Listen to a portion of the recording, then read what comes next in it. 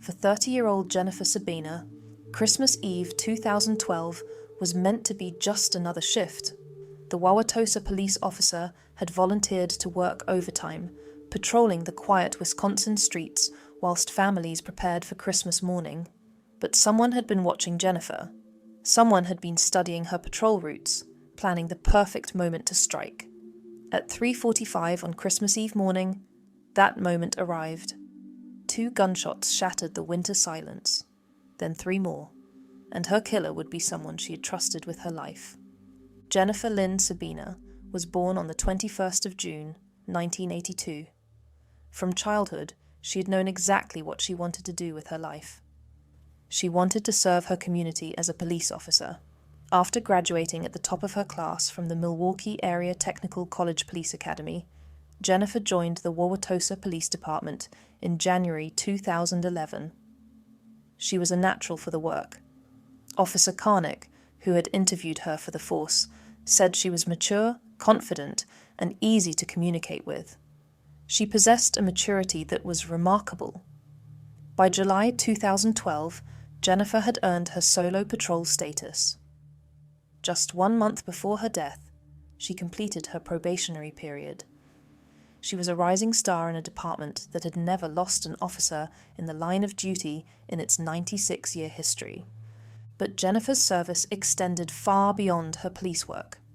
She was a youth leader at Elmbrook Church in Brookfield, where she mentored about a dozen teenage girls.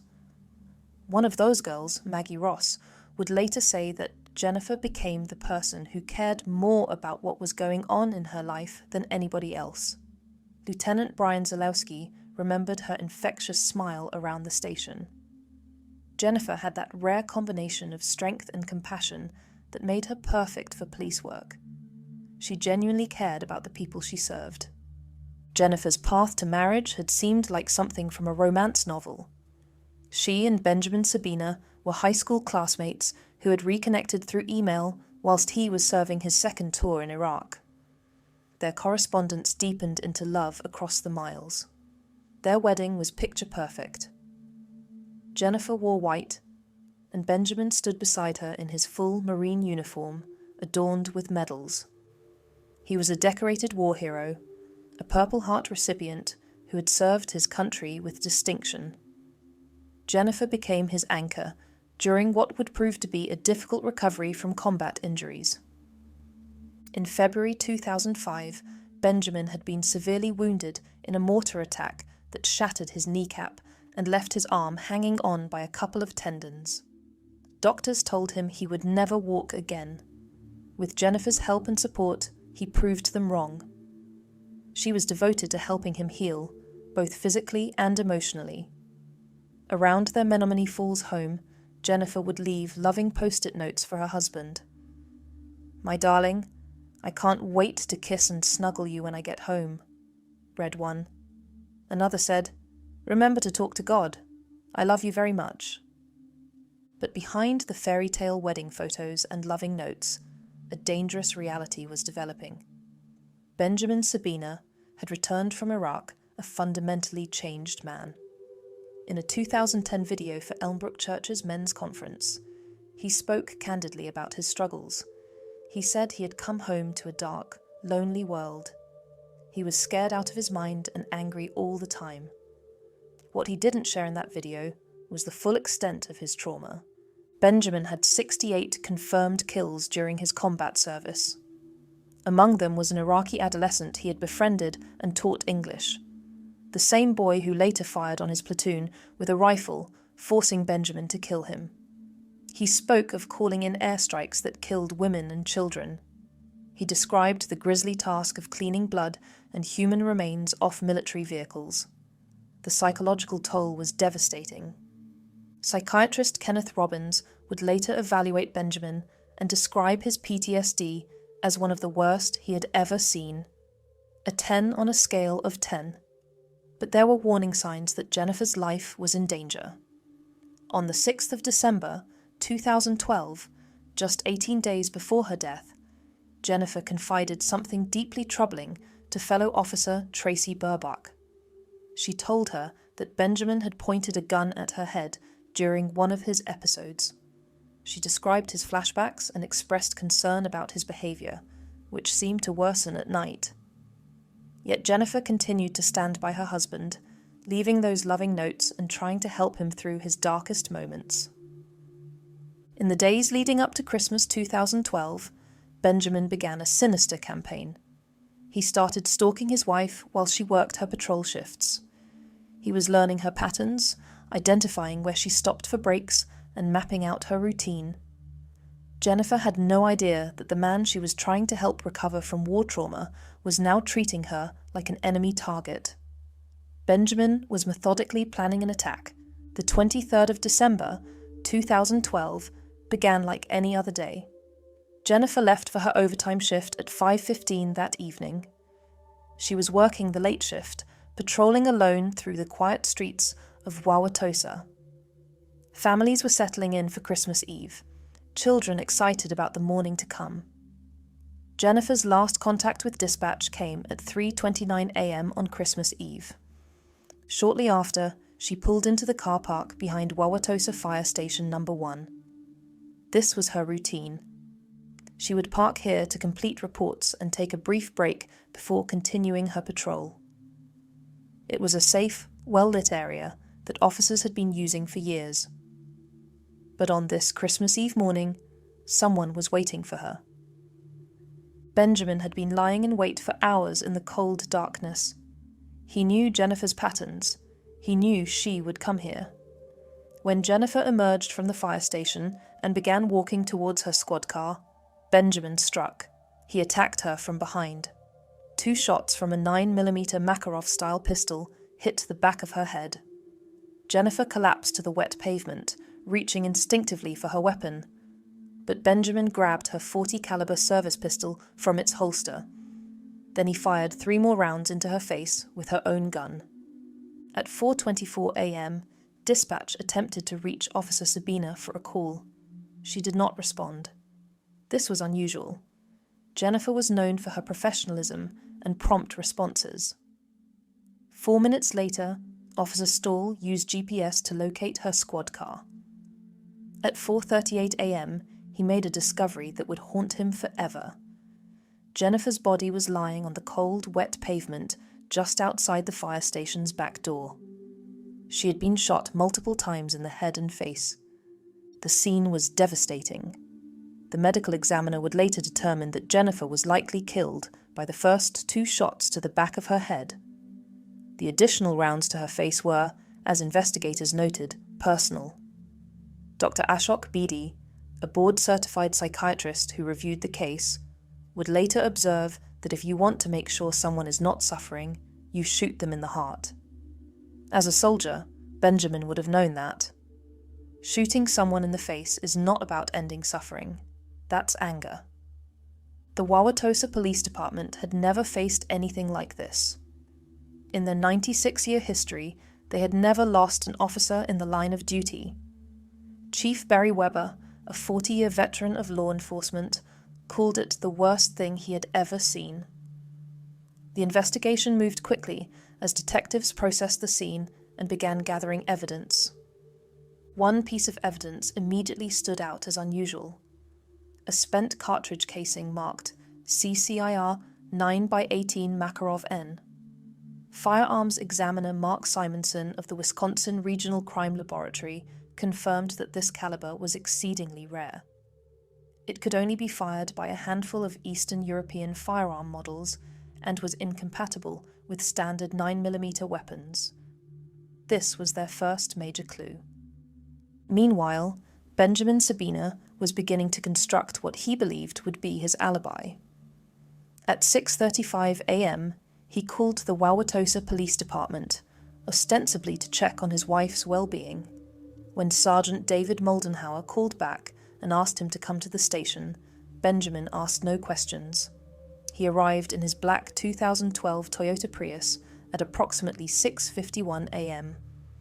When officers informed him that his wife had been killed, Benjamin never asked what had happened to her.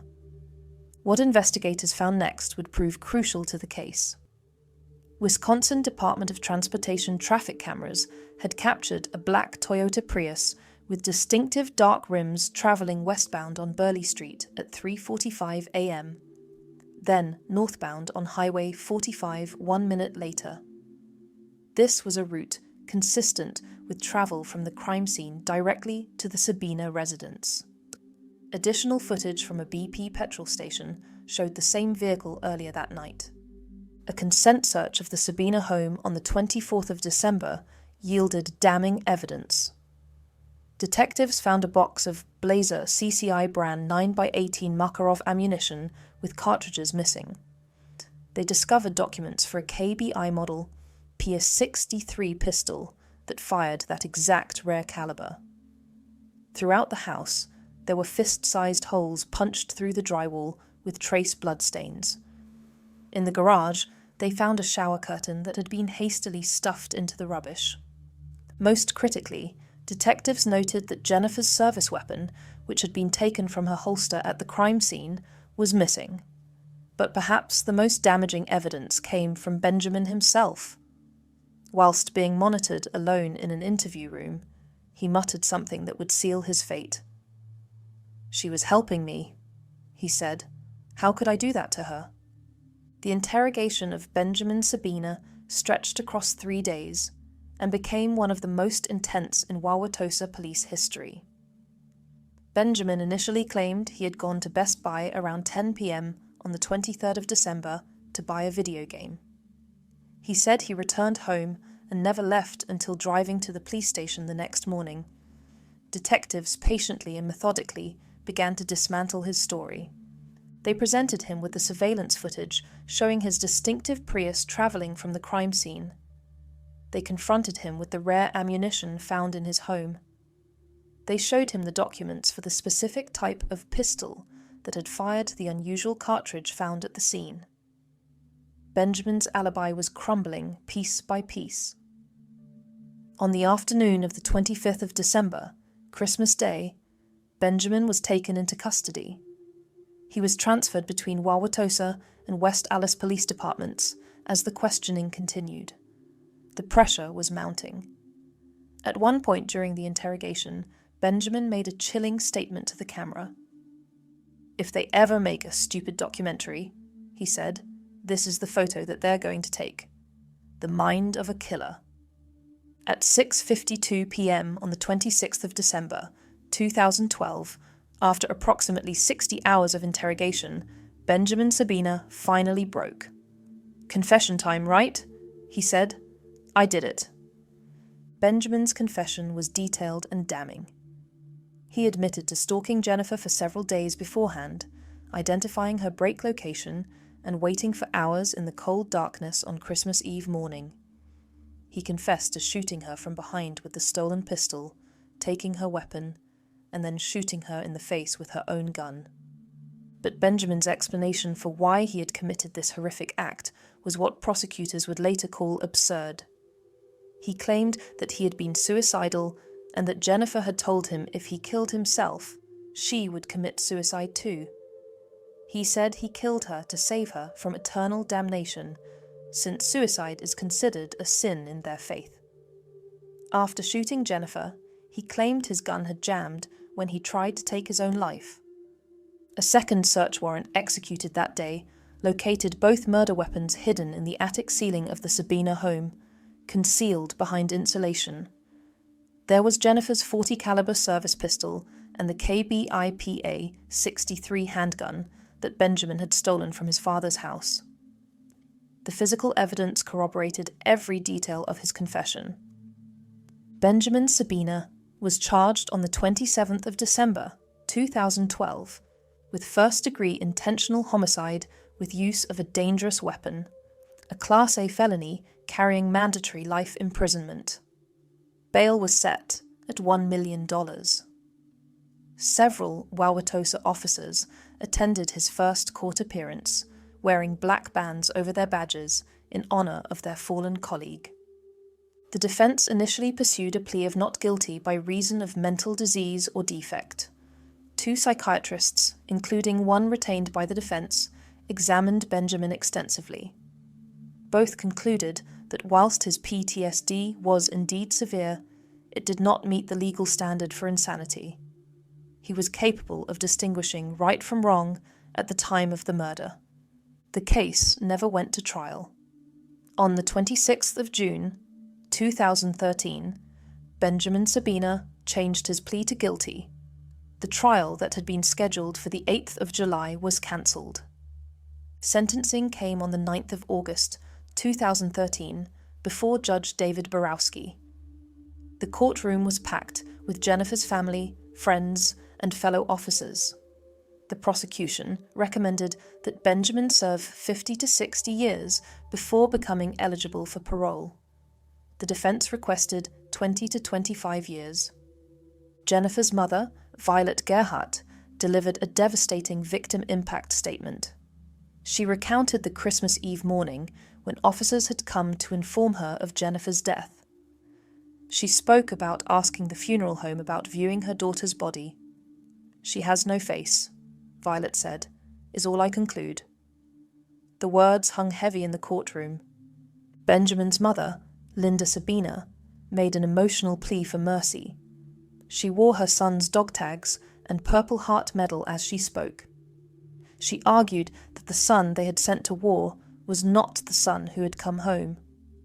She called Jennifer another casualty of war, a victim of the trauma that Benjamin had brought back from Iraq. Benjamin himself addressed the court.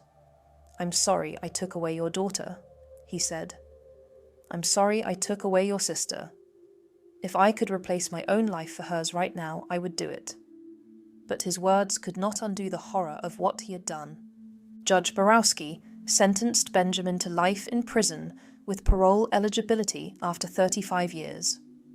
This meant Benjamin would be 65 years old before he could apply for release.